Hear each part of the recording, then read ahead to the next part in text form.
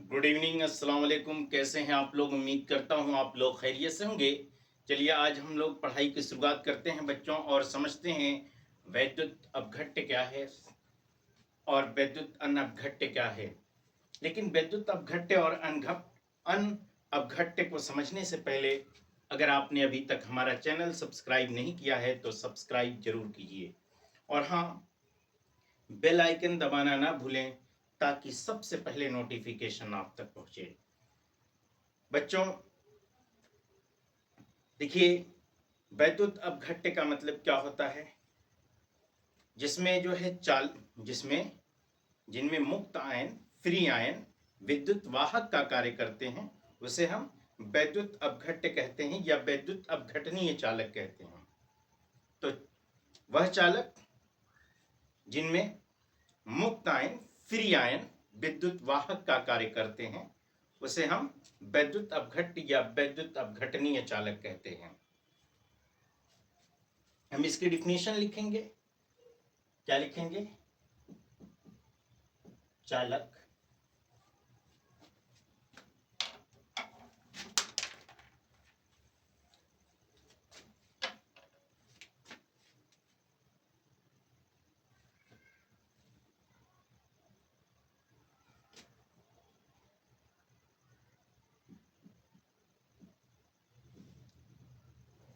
चालक जिनमें मुक्त आयन, जिनमें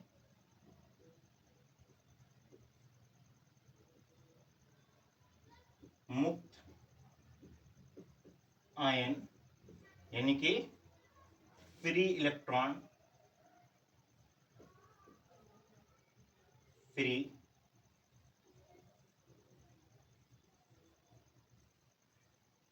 इलेक्ट्रॉन फ्री इलेक्ट्रॉन विद्युत वाहक का कार्य करते हैं, विद्युत वाहक का कार्य करते हैं। क्या करते हैं? विद्युत वाहक का कार्य करते हैं। क्या कहलाते हैं? वैद्युत अपघट्य कहलाते हैं। वैद्युत अपघट्य या वैद्युत अपघटनीय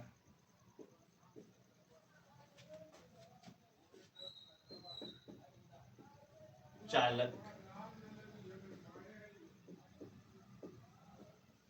कहलाते हैं। देखो, सीधी सी बात, सिंपल सी बात, हमने कहा कि चालक जिनमें मुक्त आयन, फ्री आयन विद्युत वाहक का कार्य करते हैं, वैद्युत अपघट्य या वैद्युत अपघटनीय चालक कहलाते हैं। वैद्युत अनअपघट्य क्या है? वैद्युत अनअपघट्य का मतलब यह है कि जो यौगिक द्रव अवस्था में या विलयन में विद्युत के अचालक होते हैं या कुचालक होते हैं, वो विद्युत अनअपघट्य कहलाते हैं। जो यौगिक किसमें? द्रव अवस्था में, द्रव अवस्था में या विलयन विलयन में विद्युत अचालक होते हैं, विद्युत के अचालक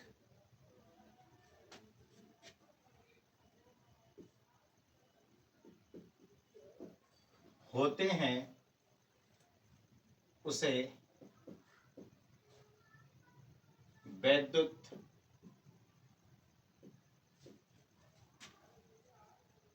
अनअपघट्य कहते हैं।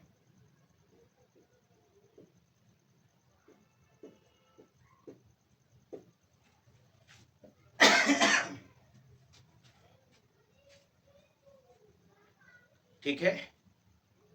अब हम लोग बात करेंगे किसके बारे में? समांगी साम्यावस्था के बारे में। समांगी साम्य अवस्था के बारे में बात करेंगे। देखिए, समांगी साम्य अवस्था जिसमें जो है क्या होता है कि जिस तंत्र में केवल एक ही प्रावस्था होती है वो समांगी तंत्र कहलाते हैं। ऐसा सिस्टम जिसमें केवल और केवल एक प्रावस्था होती है क्या कहलाते हैं? समांगी तंत्र कहलाते हैं। यानी कि इसके रासायनिक संगठन, गुणधर्म हमेशा क्या होते हैं? समान होते हैं। यह केवल अणु के अमाप कणों का बना होता है, जैसे शुद्ध ठोस है, द्रव है, गैस है और विलयन, यानी कि सभी समांगी तंत्र के ही ये क्या हैं? उदाहरण हैं। कहने का मतलब ये है कि एक ऐसा तंत्र जिसमें केवल एक ही प्रावस्था हो समांगी तंत्र कहलाता है। देखो, इसके कहने का मतलब हमारे कुल एक ही निचोड़ ये है कि एक ऐसा तंत्र, एक ऐसा तंत्र, एक ऐसा तंत्र जिनमें केवल एक प्रावस्था, एक ऐसा तंत्र जिनमें केवल एक प्रावस्था हो, समांगी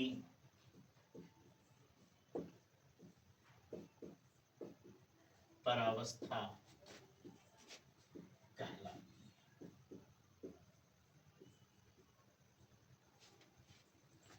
है।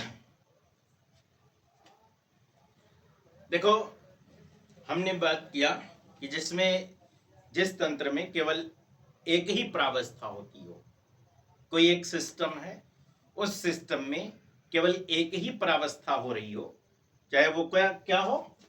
ठोस हो, शुद्ध ठोस हो, क्या हो? शुद्ध होना चाहिए, शुद्ध ठोस हो, द्रव हो, गैस हो, है ना, या क्या हो? विलयन हो।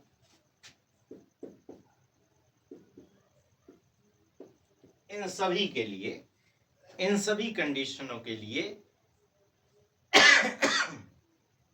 इन सभी में जो है, ये सभी जो है क्या है?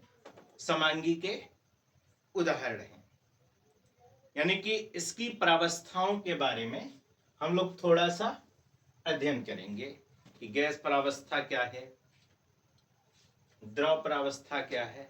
इन तमाम विषयों पर हम लोग जो है आज बातचीत करेंगे।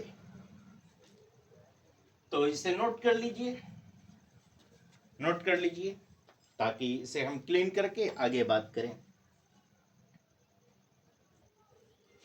अब हम लोग बात करेंगे समांगी रासायनिक साम्य तंत्र के बारे में। देखो, इसमें क्या होता है? गैस प्रावस्था में समांगी तंत्र, हम बात कर लेते हैं गैस प्रावस्था समांगी तंत्र। एक प्रावस्था, गैस की प्रावस्था, ठोस की प्रावस्था, द्रव की प्रावस्था उसमें होती है। तो हम थोड़ा बहुत इस पर बातचीत करेंगे। गैस प्रावस्था समांगी तंत्र। देखो, गैस प्रावस्था समांगी तंत्र क्या है? मतलब ऐसा तंत्र जिनमें केवल अभिकारक और उत्पाद, जिनमें जो है केवल गैसीय अभिकारक और उत्पाद होते हैं और केवल एक ही प्रावस्था होती है। केवल एक ही समांगी प्रावस्था में केवल एक ही प्रावस्था होती है तो इनसे एक ही प्रावस्था हो, कोई एक ही प्रकार की गैस बने अभिकारक से, रिएक्टेंट से, के समांगी मिश्रण के बाद, या इसके जो है दो गैसों को आपस में मिलाने पर क्या हो, कोई एक प्रकार की गैस बने। इसको हम कहते हैं क्या, गैस परावस्था समांगी तंत्र। क्या बोलते हैं, गैस परावस्था समांगी तंत्र। उदाहरण के रूप में अगर हम बात करें, इसके एग्जाम्पल के रूप में अगर हम बात करें, तो एग्जाम्पल के रूप में N2 और H2 गैस, नाइट्रोजन और हाइड्रोजन, ये भी क्या है, गैस है आपकी, और H2 भी क्या है, गैस है। और इससे आपका NH3 बन जाता है, 2NH3। ये क्या है, गैस है।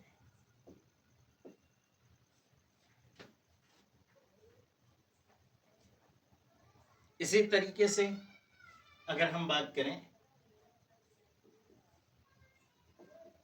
दूसरे एग्जाम्पल के बारे में, N2 गैस है प्लस O2 गैस है,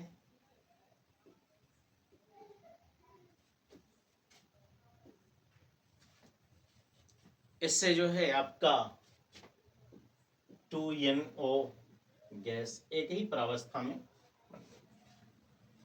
इसी तरीके से आपका एक और एग्जाम्पल देख लीजिए,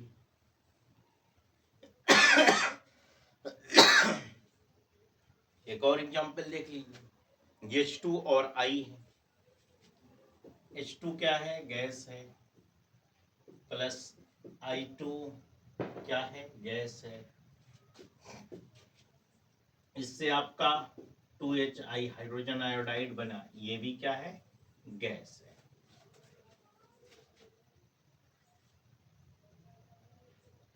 इसी तरह से चाहे तो आप जितना भी कर सकते हैं ना, बहुत ज्यादा आपको करने की जरूरत नहीं है। CO2 है प्लस और क्या है, H2 है, ये दोनों भी क्या है, गैस हैं। इन दोनों गैसों से क्या बना आपका, इससे बन जाएगा आपका क्या, CO कार्बन मोनोऑक्साइड, ये क्या है, गैस है। प्लस आपका H2O बन जाएगा, ये भी गैस है आपका।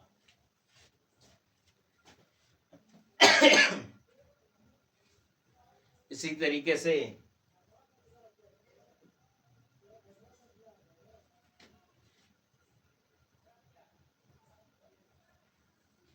तरीके से आप अगर PCl5 को ले लें, फास्फोरस पेंटाक्लोराइड, तो फास्फोरस पेंटाक्लोराइड से गैस है ये भी, तो PCl3 gas plus Cl2 gas.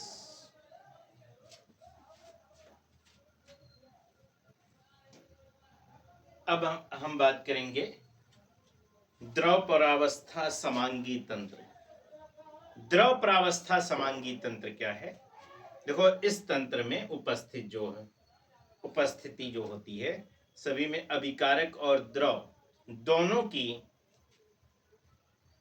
परावस्था, जैसे विलयन होते हैं, विलयनों की परावस्था होती है, विलयन में ही परावस्था होती है इनकी, जो द्रव परावस्था होती है लिक्विड फेज में होता है जो, ठीक है। तो द्रव परावस्था समांगी तंत्र क्या है, नोट कर लीजिए इसे, इसके बाद हम आगे बात करें। देखिए द्रव परावस्था समांगी तंत्र में, इसमें जो है विलयन होगा, सॉल्यूशन होगा या लिक्विड होगा, ठीक है ना। जैसे एग्जाम्पल के इसके विषय में हम अगर हम बात करें, इसके एग्जाम्पल के बारे में बात करें, तो इसका एग्जाम्पल एक आध देख लेते हैं। तो CH3COOH यह आपका क्या है, लिक्विड फेज में है। प्लस और क्या है, C2H5OH, C2H5OH ये भी किस फेज में है, लिक्विड फेज में है। इन दोनों की अभिक्रिया, इन दोनों का जो है, इन दोनों को हम आपस में मिला दें तो जो इनसे जो है, इनसे रिएक्शन होगा वो बनेगा आपका CH3COOC2H5 बनेगा। क्या बनेगा, CH3COOC2H5 प्लस आपका क्या बन जाएगा, H2O बन जाएगा।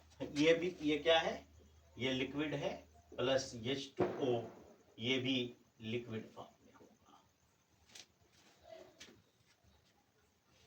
इसी तरीके से अगर हम बात करें, एक और उदाहरण ले लेते हैं। चलिए एक और उदाहरण की बात कर लेते हैं, उसके बाद हम विषमांगी साम्य अवस्था, विषमांगी साम्य तंत्र के बारे में बात करेंगे।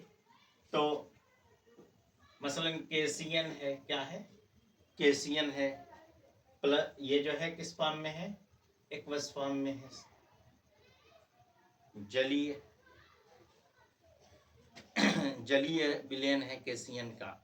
प्लस इसमें कि रिएक्शन H2O लिक्विड के साथ, द्रव के साथ जब होता है तब क्या हो बनेगा, आपका HCN बन जाएगा, प्लस और क्या बन जाएगा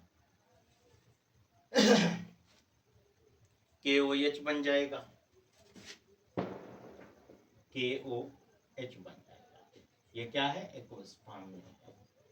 और HCN भी क्या है, एक्वस फॉर्म में है।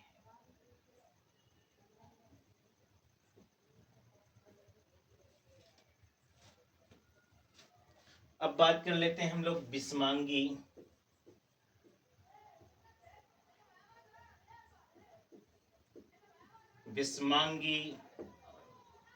साम्यावस्था, विषमांगी साम्यावस्था या जो है विषमांगी साम्य तंत्र के बारे में। विषमांगी साम्य तंत्र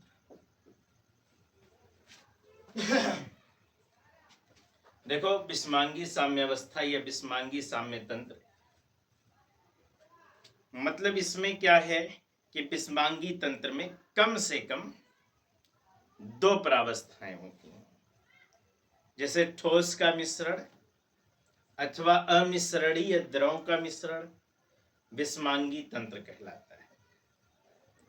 यानी कि जिस साम्य अवस्था में दो या दो से अधिक प्रावस्था होती है, विषमांगी साम्य अवस्था कहलाता है। सीधी सी बात है कि जिस साम्य अवस्था में, जिस साम्य अवस्था में दो या दो से अधिक प्रावस्थाएं, दो या दो से अधिक क्या होती है, प्रावस्था, दो या दो से अधिक प्रावस्थाएं होती हैं, दो या दो से अधिक प्रावस्थाएं होती हैं, क्या कहलाता है, विषमांगी साम्यावस्था कहलाता है। विषमांगी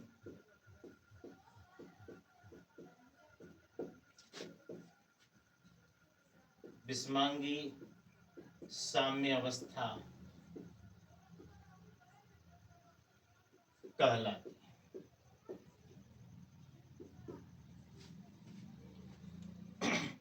मतलब इसमें क्या है कि कोई कम से कम दो प्रावस्थाएं, मतलब एक ही नहीं, ये नहीं है कि सिर्फ लिक्विड ही बनेगा, ये नहीं है कि सिर्फ गैस ही बनेगा, ये नहीं है कि सिर्फ सॉलिड ही बनेगा।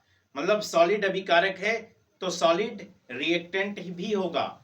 ये नहीं है कि सॉलिड लिक्विड रिएक्टेंट है तो इससे प्रोडक्ट भी जो है, प्रोडक्ट अभिकारक से जो उत्पाद बनेगा ये भी क्या होगा, वही होगा, उसी फेज में होगा। द्रव से द्रव या गैस से गैस इसमें नहीं बनेगा, या ठोस है तो उसके साथ ठोस नहीं होगा, बल्कि ये उससे अलग होगा, भिन्न हो सकता है। मतलब एक सॉलिड है तो एक गैस हो सकता है, एक सॉलिड है तो दूसरा लिक्विड हो सकता है, अलग अलग तरीके से इसमें हो सकता है। फॉर एग्जाम्पल के रूप में अगर हम इसके बात करें, एग्जाम्पल के की शक्ल में अगर इसकी बात करें तो इसका एग्जाम्पल Fe जो सॉलिड है, Fe सॉलिड है और H2O गैस है। H2O क्या है, गैस फॉर्म में है। इसका हम जब रिएक्शन कराते हैं तो रिएक्शन के बाद आपको बनता है Fe3O4 बनता है, Fe3O4 बनता है।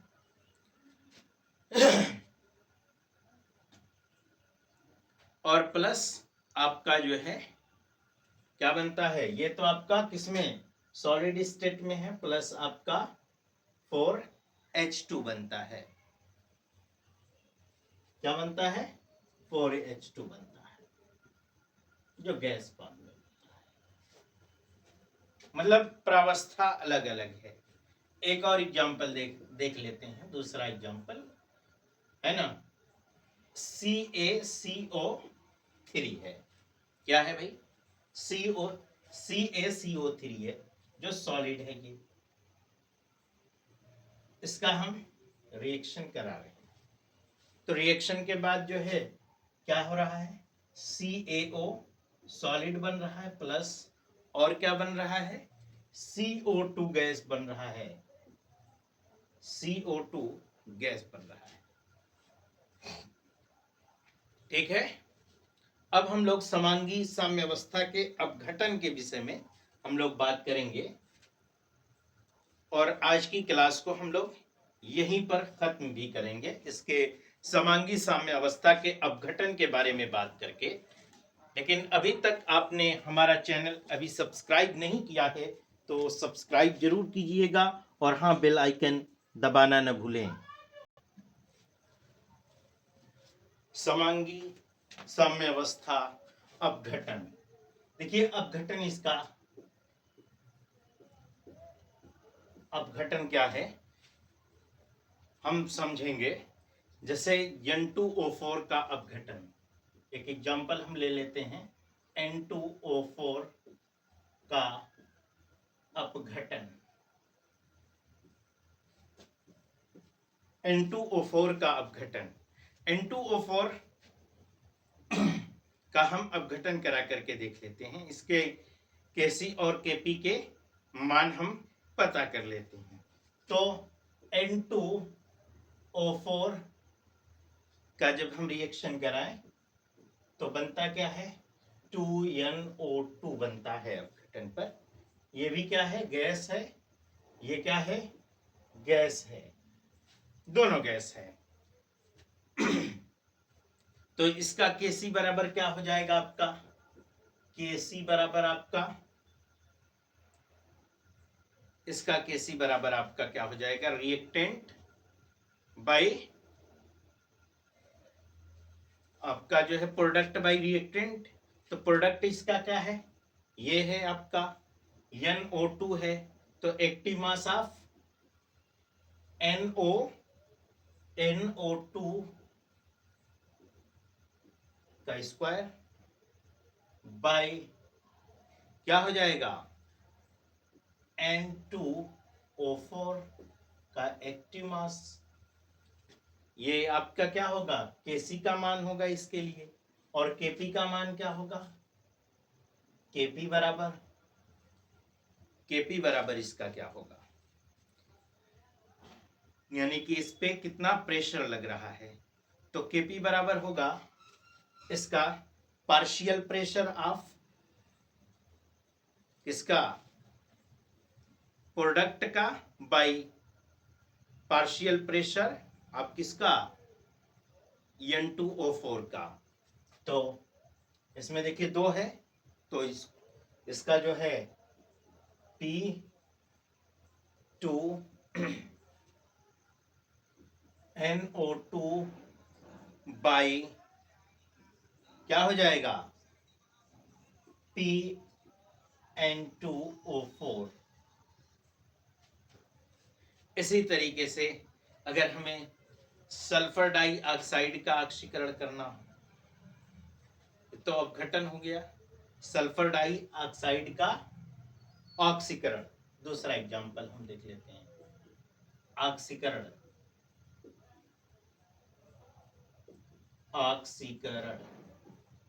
तो ऑक्सीकरण में हम क्या करेंगे।